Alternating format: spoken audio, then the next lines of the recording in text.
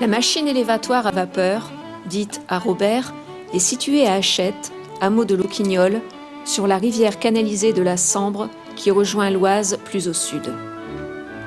Nous sommes en Avesnois, région bocagère de Thiérache, à vocation traditionnelle d'élevage bovin, au sud du département du nord de la France, près du village de Maroilles, à la lisière du massif forestier d'environ 10 000 hectares de la forêt de Mormal.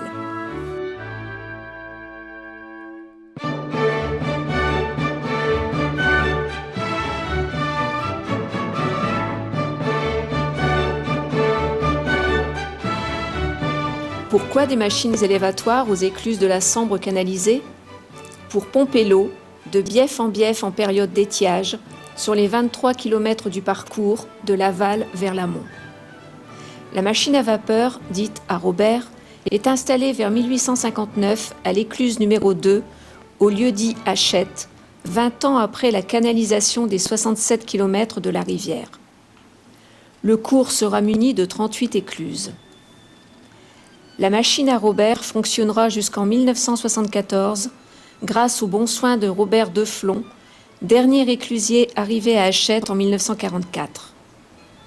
C'est lui qui donnera son nom à la machine, l'identifiant ainsi à celui qui s'en sera occupé le plus longtemps. Comment fonctionnait-elle ?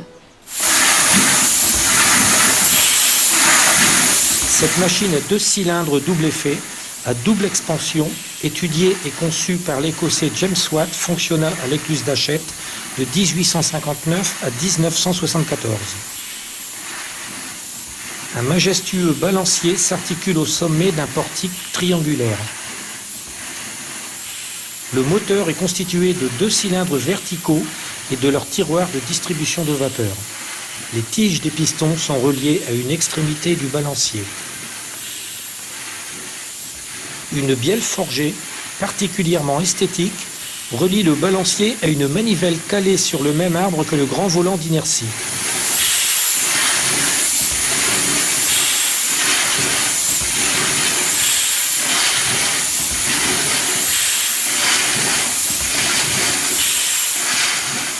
Ce volant de 10 tonnes transmettait le mouvement à la vis d'Archimède de remontée d'eau à l'aide d'une transmission à renvoi d'angle. La marche régulière de la machine était obtenue à l'aide d'un régulateur centrifuge à boule. Un excentrique actionnait une pompe à eau alimentaire pour la chaudière. Un graisseur mécanique permettait la lubrification sous pression des cylindres moteurs. La chaudière productrice de vapeur est du type à tube d'eau. Un troisième tube, en partie supérieure de la chaudière, est relié à un dôme où est captée la vapeur.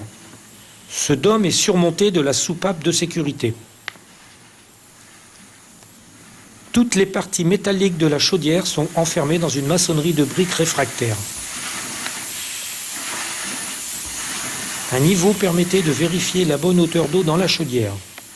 À l'extérieur du bâtiment, la vis d'Archimède, entraînée par la machine à vapeur, remontait l'eau du bief inférieur vers le bief supérieur du canal, surtout en période sèche.